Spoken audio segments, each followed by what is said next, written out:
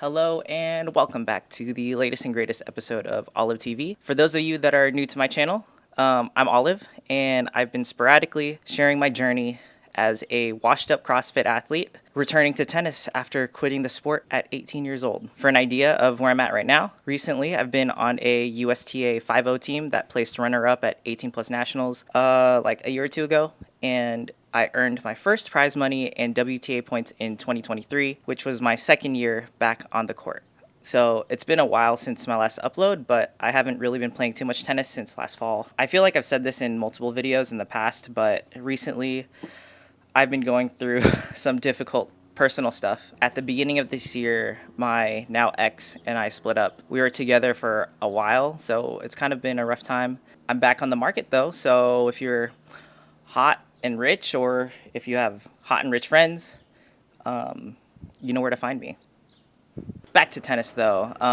The couple months post breakup, I was just really struggling with heartbreak and just like the general big change in like my day to day life. So tennis practices for a long time didn't feel fun at all. It felt like a chore. I was getting nothing out of it. And I only played 2 tournaments the first half of this year, basically. And during those tournaments, I really only had the mental stamina to focus for about half an hour in each match that I played before I lost all interest in being on the court. I still ended up winning a couple matches, but it really was like not the level that I wanted to be playing at, and also just like not enjoyable, and it felt kind of like a waste of time and money. So I decided I would only entering tournaments kind of as like a yardstick to see where I was like emotionally, see if I was ready to like get back to competing again. So I've been playing 5 season, and that's been enough tennis for me, just like being able to compete a little bit in like a not too high of a pressure situation. I'm not playing like pros or anything, not playing like top college girls. So that's been like it's been kind of like a good way to like try to get back into tennis being like a fun game to play. More recently though, a friend convinced me to sign up for a local money tournament, and really I just said yes because there's only 3 or 4 tournaments that I'm eligible for that are worth playing like in my local area, right? There's like occasionally there's like 5 there's like NTRP tournaments for 5 and stuff, but really not a lot of women sign up for those, and when they do, it's like I could just be playing 5 like team tennis. There's only a handful of opens that I can stay at my own place, like not have to get a hotel each year. Like, I'm gonna be real, the day before my first round match, I had a really terrible fight with my ex, and I thought I was going to be a hopeless mess. So I had like a really low expectations for this like recent tournament. So the next morning, the day of like my first round match, I woke up feeling not that much better, but by some coincidence, Karu from my tennis HQ had uploaded a video that he basically addressed to himself that was about just making tennis fun and how it helped him play really good tennis like on the last stretch of his tour that he had been on. I was like, man, I feel like shit, but you know, he's right. I might as well try to have some fun when I play today since I paid to play in this tournament. It really was like no expectations. Like I was like prepared to feel like shit. And I was like, why don't I just go out and like really focus on it being a game? 4 p.m. comes around. I'm playing against a local legend. Her name is Mariko. Hella people are always telling me to meet up with her and for us to practice together. We've even texted each other before, but we just hadn't been able to make our schedules work in the past. I also didn't know this until I looked her up today, but she's a former UCLA player. She's currently ranked number 2 in the world in the ITF 40 plus division. So she's really good. She's a really good player. We ended up playing a really close match that went 3 sets. Yeah, I think it was something like 6-4, 4-6, 6-4. It was super intense. It took like 3 hours, but I held my nerve a little bit better than her in the last set, you know, around like 4-all or whatever. And yeah, like that win really caught me by surprise because I hadn't played that well in a match in like maybe a year, it feels like. And I think it was really helpful that I was really explicitly determined to have fun, and I was trying to stay connected with my friends and family who were spectating through, you know, like little things like just making eye contact, staying hype with them, focusing on the sensation of like hitting a solid ball, and in general just playing with more of a sense of levity. So that was like a 3-hour match. I was feeling pretty good. You know, the next round, it was originally supposed to be for 7 p.m. We got delayed till 8 because my match took 3 hours and we had to wait for a court with lights. So in the next round, I played against this, I think, former or current like USF grad student. Her name is Rita.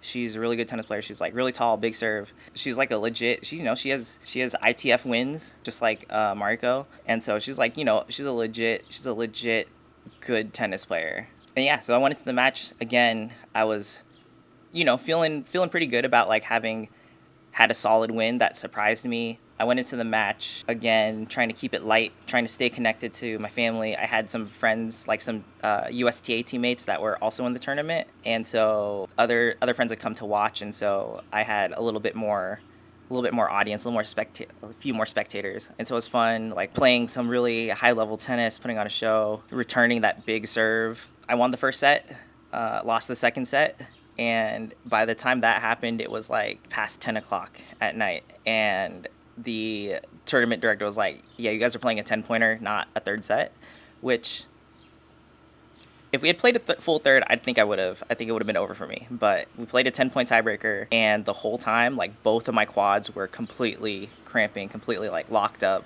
I remember this. I don't know if it was like David Goggins or somebody that was like, David Goggins! What a savage! How's your business? I ran 34 million miles, 127 degrees, with no shirt on. And I ain't done yet, baby! some ultra marathoner that I've seen on YouTube or social media that was like, "You're cramping. It doesn't matter. You just keep going and it'll go away." So I was like, okay, I just need to pretend like nothing is wrong. I'm gonna get low in my ready position to make sure if I'm standing up, my quads will cramp for sure. But if I'm staying low, they can cramp and nobody will be able to tell because I'm not, I'm staying low and not moving. The muscles a little stretched out. So, it was neck and neck to begin with. I got up, from a couple of points. I was up 7, like maybe 6, like 5-3, 7-4 or something like that. And honestly, at 7-4, I was like, dude, I cannot win. I cannot take 3 points from her. Like, if I have to out rally her for 3 points, like, I don't know if I can make it. But I think she was also tired. And I think that maybe maybe I had like put up enough of like a mask that like I seemed like I wasn't going anywhere. Yeah, like I got like one easy point, like a free point. Like, I don't know, there was maybe a double fault or no, maybe I think she like missed like a forehand short just because she was kind of tight. And won the last two rallies to close it out, and immediately was on the floor. Like, I wouldn't say full body cramps. It was just my lower body, but like full lower body cramps. Like, I couldn't move. I had my parents came on the court, helped me make like 2 liquid IVs, like super concentrated ones, and I chugged both of them. And yeah, I got home around midnight. And the next day I had to play at 8 a.m. So yeah, I played 3 matches in the span of 4 p.m. to like 8 to 10 a.m. So that's like 16 hours or something like that. It was rough. I got double bageled in the next match. I had about like 10 minutes of good tennis to play. Went to deuce like maybe 4 or 5 times in the first 2 or 3 games against just really good. I don't remember. She's some blue chip like 16-year-old, top 2, 3 in the country.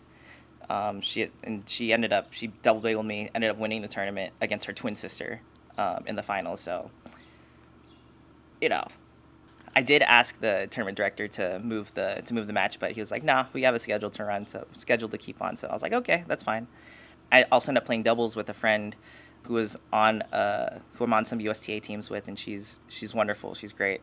It was our second time playing together in a match, and yeah, it was a good time. It was a good time. She played amazing.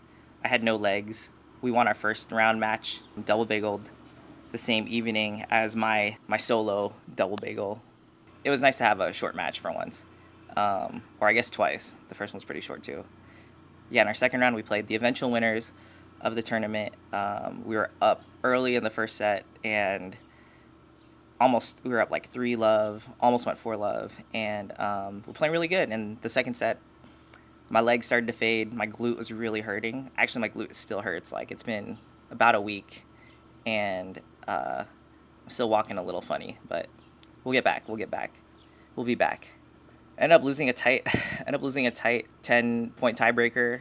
I double faulted twice in the breaker. I think we lost like 12-10 or like 14-12 or something like that. And not gonna lie, I feel like I let my partner down, but it's okay. It was really because I couldn't close on Friday, but that's all good. So yeah, that was my tournament this weekend. I made it to the quarters of both the singles and the doubles, in this like relatively like large like money open. It was like a $15,000 purse. I came in with really low expectations, trying something new with like my mental, and it worked out really good. And it's motivating to help me get back into competing again. So yeah, I think that means I'll be posting a little more, hopefully playing tennis more for sure. And I've already signed up for my next tournament, which is gonna be.